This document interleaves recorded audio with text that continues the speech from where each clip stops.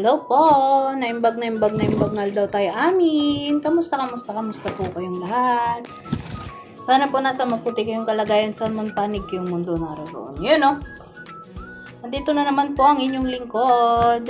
At magluluto po tayo ulit ng ulam. Siyempre, pasensya na po kayo at ito lang po ang paulit-ulit kong mga vlog. Pero may mga nakaabang po akong vlog na hindi po pagluluto. So, ngayon po ay samahan niyo po muna ako sa pagluluto ulit natin ng ulam na budget meal. Ito may repolyo po ako rito. Natin po munang hihiwa-hiwain. Bali, 2 piraso pong hindi masyadong malalaki to. Nugasan ko na rin po pala bago ko i-chop. Kamusta po kayo dyan? Hindi na po maulan dyan sa inyo. Dito po, awa ng Diyos kanina ay hindi na po siya masyadong maulan. So, yun.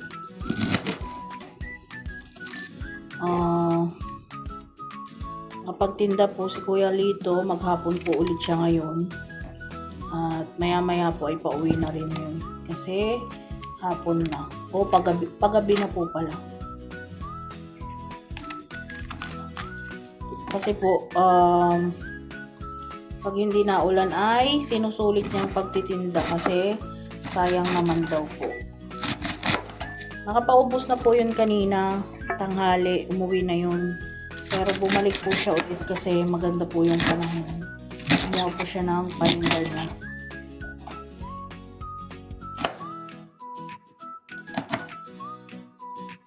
Wala na nga po yung wala na yung stock. Yan dyan, malinis na. So, mamaya po, pagka after ko siguro magluto ay pupuntahan ko po muna yung binibilhan. Wala pa po kasi yung nag-deliver din po ata sila.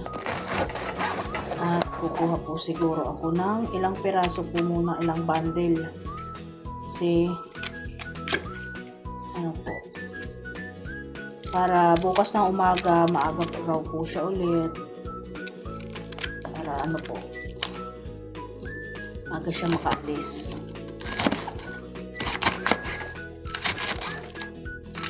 So, tayo naman po ay dito lang ulit sa bahay. Naglakad-lakad po pala ako ngayon hapon kasi ilang araw po akong hindi nakakapaglakad-lakad. Baka may stroke na tayo, charot. Hindi po. Gusto ko po kasi yung may exercise pa rin lagi. Kahit dito lang tayo sa bahay. So, bago po ako bumili ng ulam at bago po ako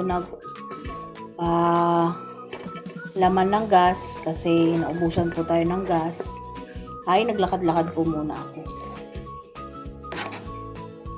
Tapos, nung pauwi na po ako ay bumili po ako ng repolyo. Ang hirap maghanap ng gulay ngayon na mura. Lahat tumaas. Manok tumaas ulit. Ang kilo po ng manok dito sa amin ngayon ay 130. Tumaas na ay 230. 240 pa nga yung isa, yung kabila. Kaya tumaas na naman po ang ating mga bilihin. Diyos ko po, Rode. Paano na ang ating pagluluto ng budget meal?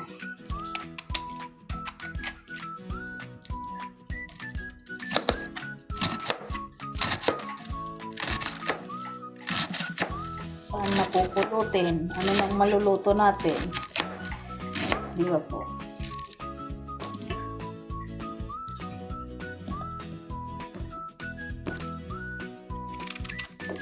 Kaya nga po pag nagluluto ako ng ulam namin ni Lito, ay yung ilang kainan na para mas magastos po kasi pagka yung tuwing kakain magluluto. Magastos po yun.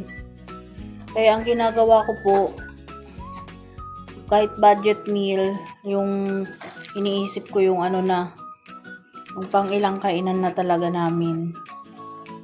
Kasi kahit kahit baka po sabihin ninyo, mayat maya ako nagluluto ng ulam kasi laging pagluluto naman ang upload ko. Hindi po. Ano po yan? Yung iba, stock ko.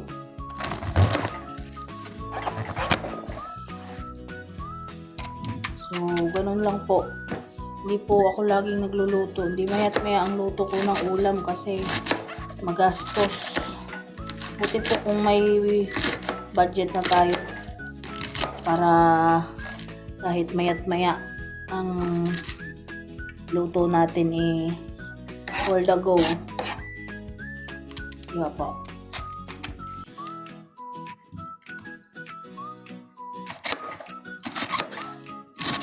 Ilang araw po kasi na na ang mga vlog ko ay puro may bagoong. So, ibahin naman po natin. Baka naman po maumay na kayo sa puro putahing pang Ilocana.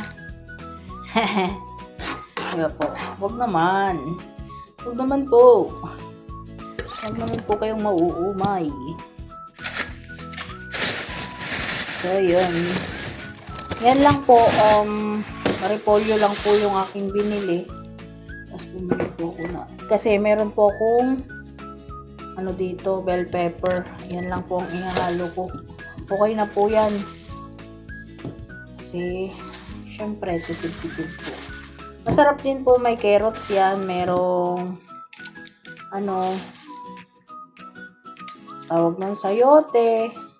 Pero nga, tulad nga po ng sinabi ko, napakamahal po ng mga gulay ngayon. Kaya, taste muna tayo kung anong mabibili ng ating budget. Diba po? Kayo po, ano pong murang gulay dyan sa inyo? Sana po may mura pa, no? Dito po ay halos wala na. Super rode. So, hugasan ko lang po to. Kasi ito na po yung basura ko.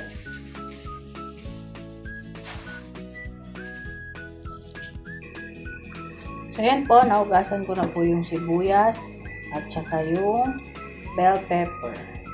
Kaya, ready na rin po natin. Para, gigisa lang po natin to.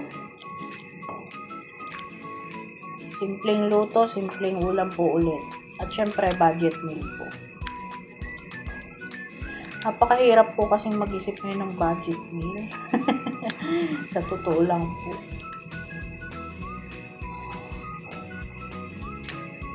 Buti po sana kung anak ako ng kontraktor. Charot! Hindi na po ako mahihirapang mag-budget. Ang kontraktor daw.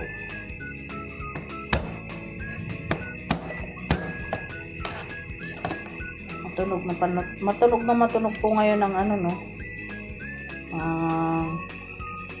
kontraktor.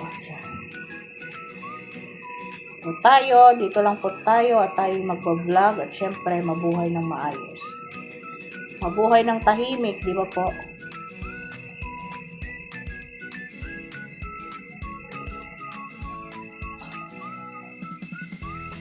Kayo po, ano pong ulam nyo ngayon? At anong niluto nyo?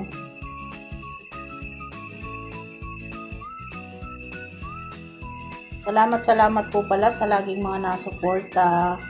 At syempre, salamat po sa mga laging nagko-comment. Nakakaantig po sa puso ang mga comment nyo. Napakasarap po sa pakiramdam. Maraming salamat po. Para po di kayo magsawa sa mga vlog po namin ngayon. Kasi mahirap naman pong magkunwari kami ng ibang vlog. Ito naman po yung totoong nagaganap sa buhay-buhay namin dalawa ni Lito.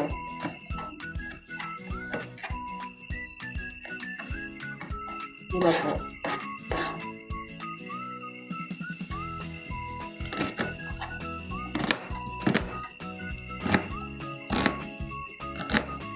Ito ang mga kaganapan. So, balikan ko po kayo mamaya pag magigisa na po ako ng ating ulam. Kain po pala tayo ng patatas. Prinito ko po. Kasi may patatas pong dalawa dito. Kulubot na po. Sayang. Prinito ko na lang. Sarap. Hindi na po ako naglagay ng kung ano-ano. Wala po yung natural lang. At muntik pang hindi masunog. Muntik pa pong masunog kasi nag-affiliate po ako kanina. Sinalang ko pero mahina lang. Hindi ko nang makalimutan. Sunog.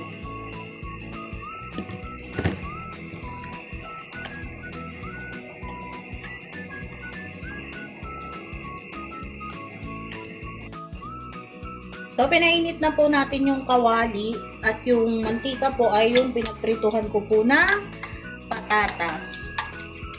Tayo na pong magigisa. Ito po, sibuyas bawang. Yun.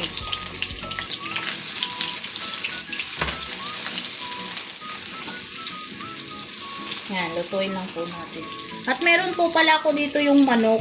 Yung tira ko po nung nag-adobo ng adobong Tagalog.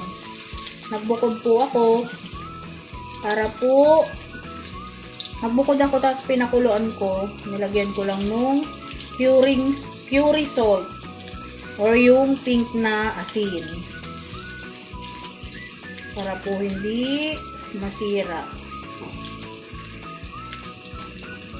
At yung nag-aalala po pala dito sa sandok ko na thank you po sa pag-aalala. Pero hindi naman po ito masusunog. Basta wag mo po siyang ibababad na ganyan. Kasi po itong kawali na to, pagka yung sandok kong isang ginamit ko, magagasgas na po siya at masisira. Kaya yun po. Pero salamat po. Salamat sa concern niyo. Ito po yung ating manok. Nilagay ko na. Napakuluan na po yan. Pero gigisa pa rin po natin.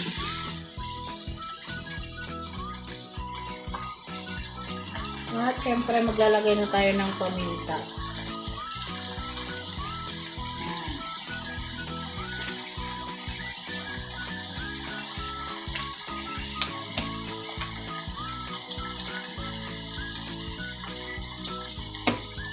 Inom po muna tayo.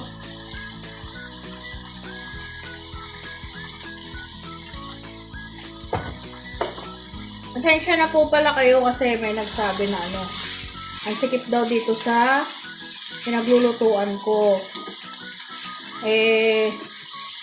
Opo, masikip po sadya ay pero wala po akong magagawa kasi ganito lang po yung kaya ng budget natin na upahan. Siyempre po, naupa lang po ako. At syempre, hinanap ko lang din po yung alam kong kaya naming bayaran ni Lito. 3.5 na po ito Medyo mabigat na nga po pero wala naman po akong magagawa kasi halos yun na yun po yung pinakamura dito na paupahan. Kahit gustuhin ko man po na tumingin ng mas malaki, syempre iniisip ko pa rin po yung budget namin. Yan po, gigisa ko lang po ng maigi. Pero ito pong ating manok ay napakuluan ko na. Pero mas masarap po dito yung gisang-gisa.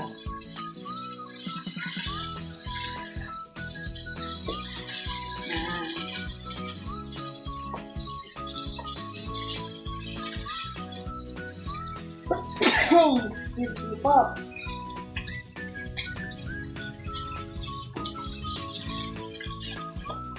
Yan, bango na po. Pag medyo nagba-brown na po siya, pwede na po natin ilagay yung bell pepper.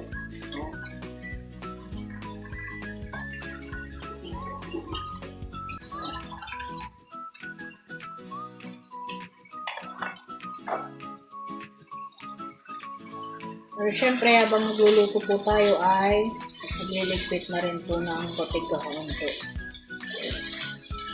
Ayan, bango na po.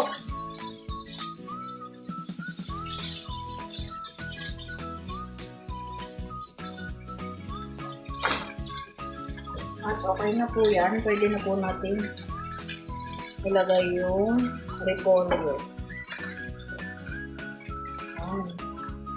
Tingnan niyo po, medyo dinamihan ko kasi minsan di na kami nakain ng kanin. At syempre, ilang ulaman po natin yan.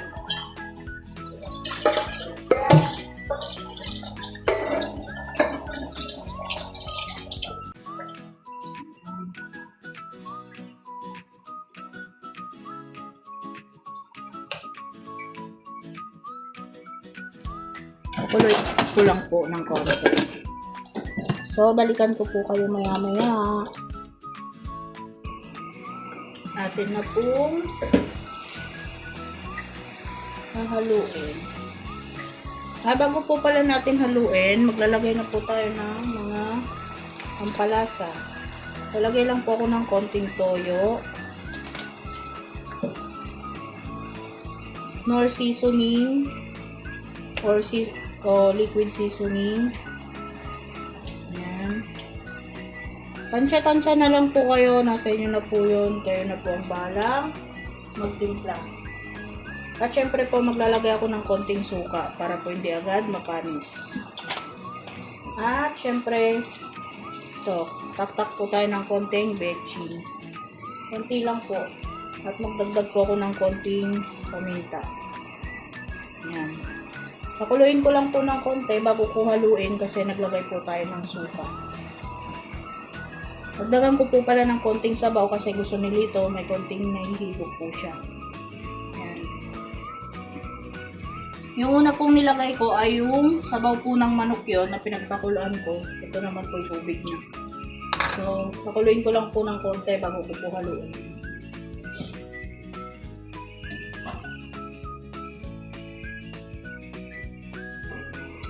So, yun po, nangangamoy na po at atin na po hahaluin.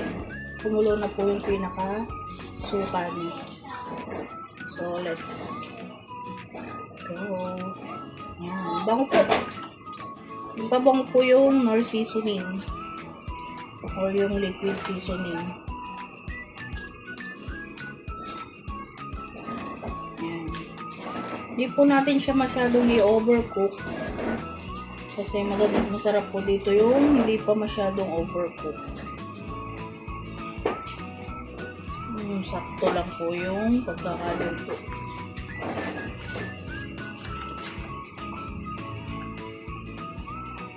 Then, pakuluin pa po natin. So, ayan po, meron po tayong bisita. Ano po yun? Namamas ko po. Ha? Namamas ko po mga business. Kakauwi lang po ng ating Jowawis. Kamusta?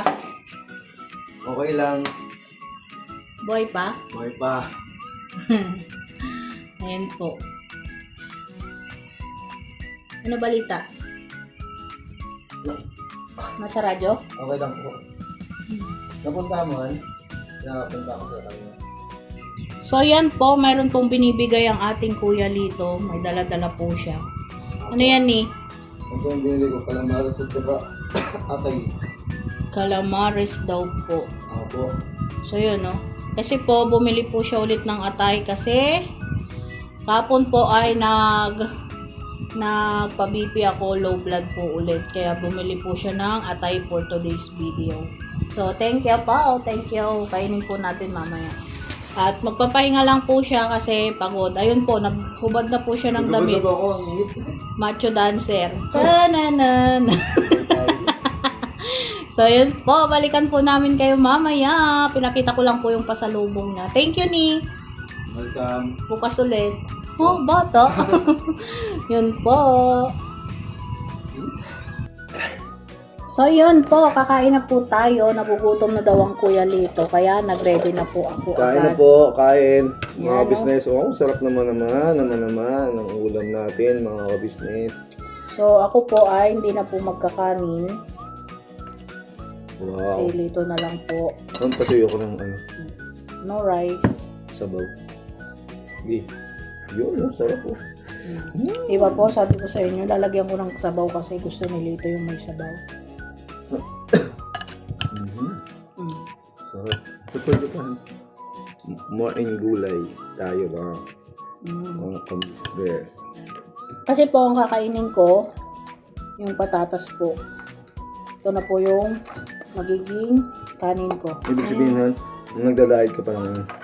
Hindi, syempre, mahirap na. Baka magkasakit lalo. Ganun. Baka mabalo ka, di ba po? Mabalo siya ng maaga. Kain po. Pasensya na po yung mukha ko. Talagang ano lang po, kakarating ko lang talaga. Bawal pa Maghilamos. maligo o maggilamos. At meron po yung, aray ko, sorry. Yung atay po, Mhm. itara ko po yung iba bukas. Kukuha lang po kami ni Lito ng ipapartner namin dito sa ulam. Oh. Yan. Itong iba po ay bukas naman. Yan. Para may almusal. Mhm. So, ito po, kain na po tayo. Kain po. Mhm. Mm.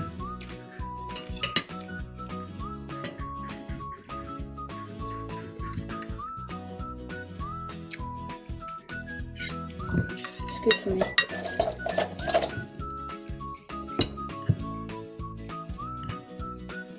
Mhm. Kayo po, ano pong ulam nyo dyan? Kain na po tayo, sabayan nyo po kami. Sarap po. Mhm.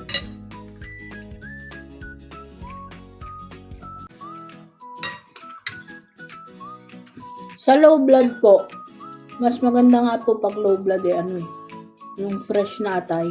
Mhm. Anuhan mo lang siya ng suka. In Ilocano, ang tawag namin sa ganong ulam, kinigtot. Kumbaga gugulatin lang namin sa suka. Maganda raw yun para sa mga low blood.